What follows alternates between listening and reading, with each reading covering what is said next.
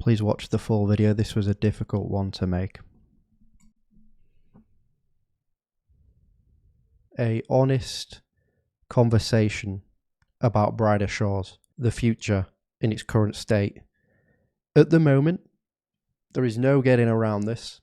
Okay, we have to be honest about this as a community, but the player count is lower. It is low compared to where it was before, where we were sat at thousands and thousands of players. At launch, it was like 20,000, over 20,000, I believe. And now we are sat in the hundreds of players.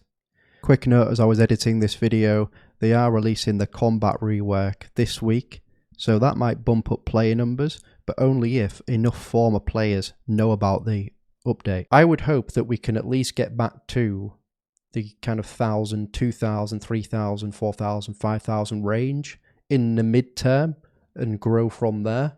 But at the moment, are we about to hit rock bottom for the game before we see a massive climb up in player base based on the content that gets released? Are we going to see this stagnation in the hundreds for a long time? Let's have a talk about it. Let's discuss it. And let's be honest about it, right? I love Brighter Shores, I want to say, by the way. And I want to say that I don't have all the answers. I'm just a player that loves playing the game. And I would say at the moment, the game is relaxing to play. However, I would say there is no adrenaline-fueled content yet.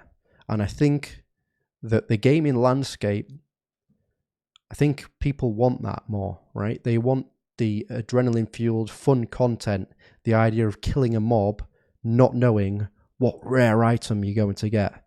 Like an item that's like 1 in 10,000. Or killing a boss that's incredibly challenging. Or going into a PvP zone and not knowing who you're going to be running into. And if they're going to be killing you or you're going to be killing them. These sorts of adrenaline-fueled scenarios is partly what gamers want.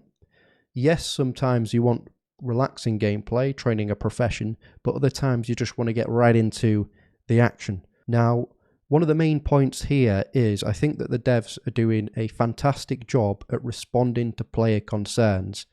They are updating the combat to be more convergent with every episode that happens. Your combat goes through to that episode rather than before. It's good that they're going to be updating these. They're going to add these updates.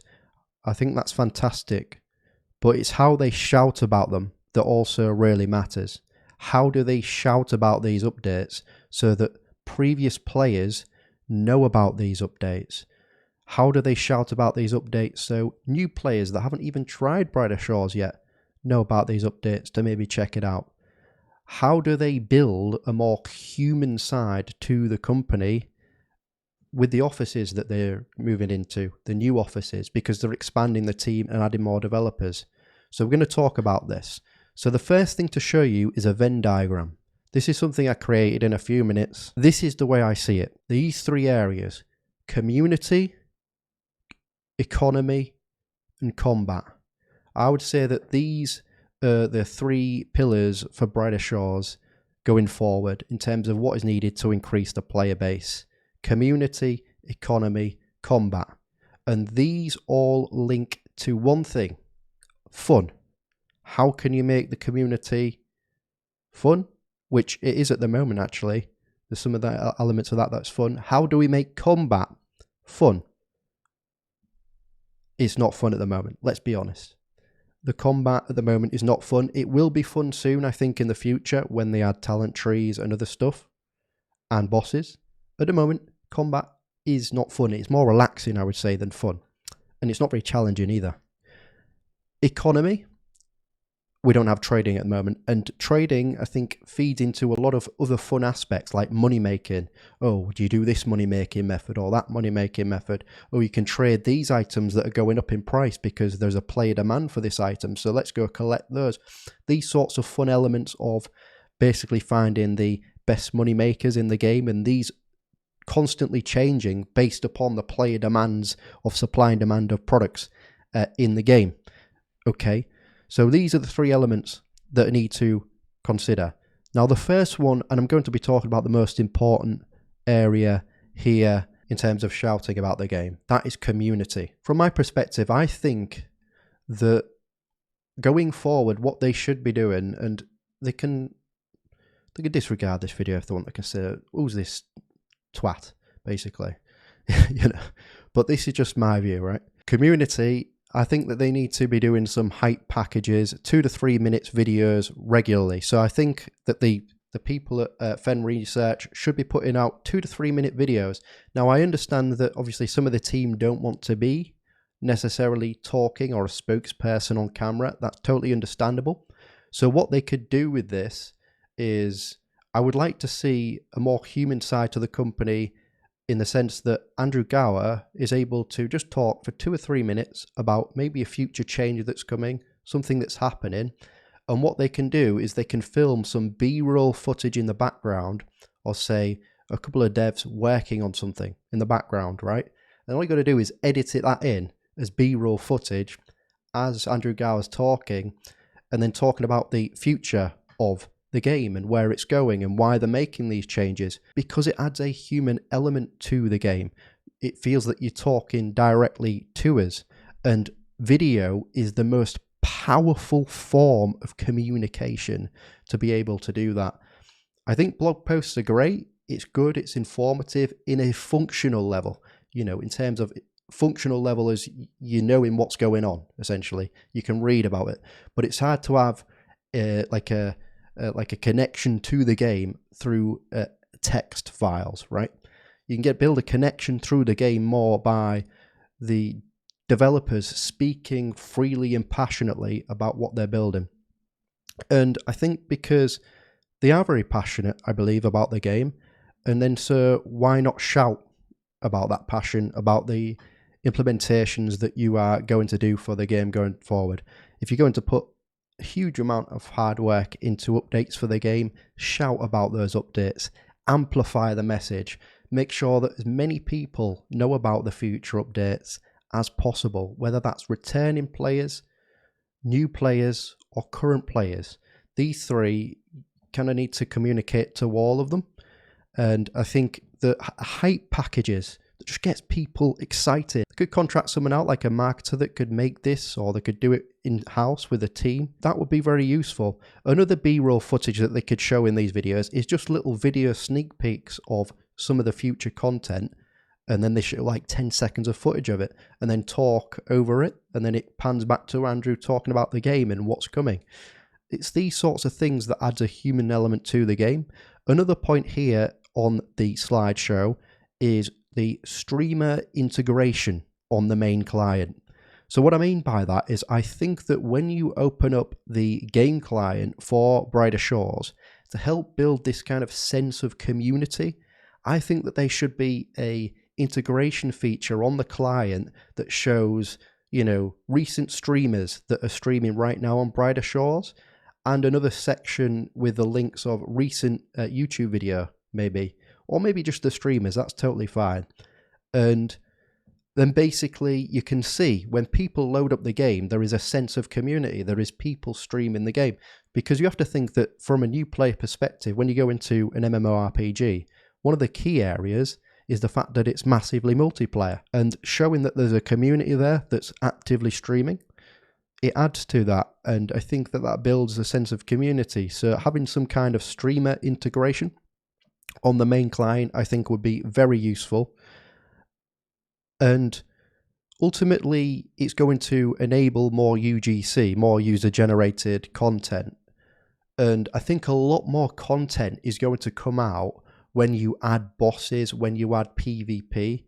When they do that, I mean, the community is going to do part of the marketing for you for the game, because they are going to be able to do player killing videos. They'll be able to do bossing, trying this boss for 100 times, right? Stuff like that. So you're going to have user-generated content, but you also, I think, need to help the morale, if you like, of the players by also creating 2 to 3 minute hype package videos that are directly from the devs and on their official channels as well. So it's more professional. That is the way forward, I think, going on to it. So they need to speak outwardly to potential and returning players. I'm wondering, maybe in terms, I'm trying to think here. I think are they thinking maybe that their mentality is just build an incredibly good game, and then the user base will come. Actually, you need to do both. Build a really good game, but I think you need to shout about that really good game. You need to let players know that this really good game exists. In terms of the latest updates, video is a very human side of it. Now, there's two areas here that kind of back this point up. And I've done some of that because Samuel has done some of his own streams. But there's two main areas here. So first of all is brand personality theory. So essentially companies can take on different personality traits. What I think that would be useful to do that kind of shows the personality of the company in a way is by creating these personable videos that go on their official YouTube channel. It adds that flavor of personality to the company. It's not just, doesn't feel hollow, feels like they are there. Do different types of 2 to 3 minute videos. So for example, they could talk about how there's going to be no MTX in the game.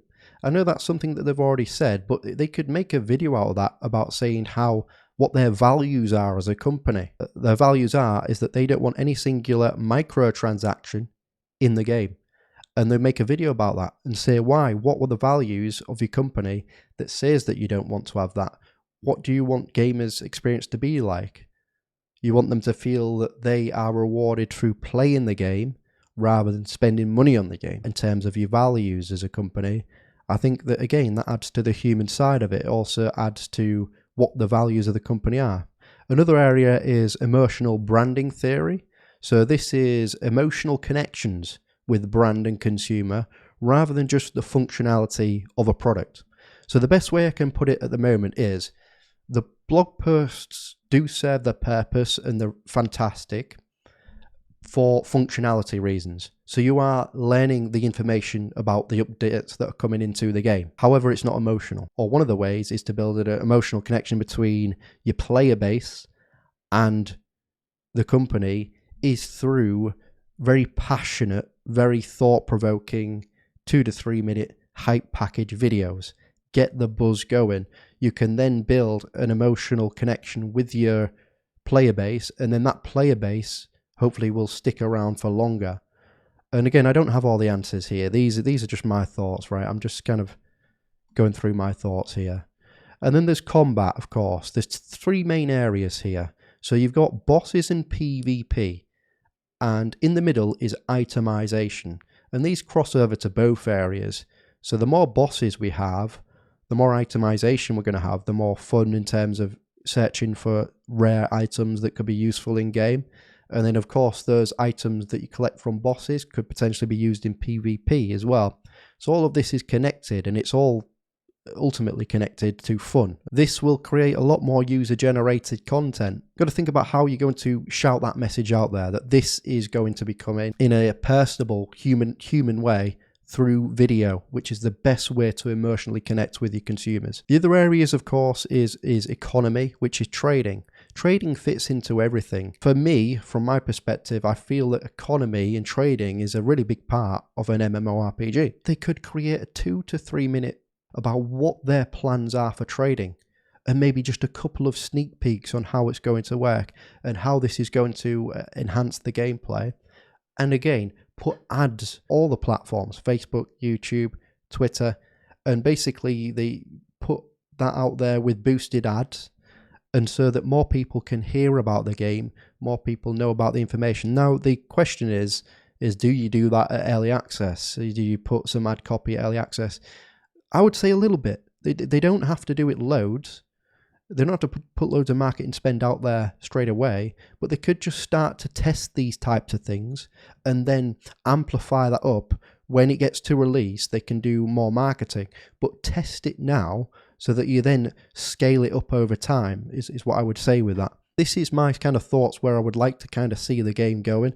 My main central point of the video is that I want them to show a more buzz I want them to show more videos about the game. I want them to create content about the game, build more buzz, create like hype package videos. You know, Albion Online does this sort of stuff. RuneScape does this sort of stuff. Thanks for watching the video. Don't forget to smash the like button. Leave your thoughts down below as well. What's your thoughts? How can we get the game moving again? And I hope for the best for the game. Thanks for watching.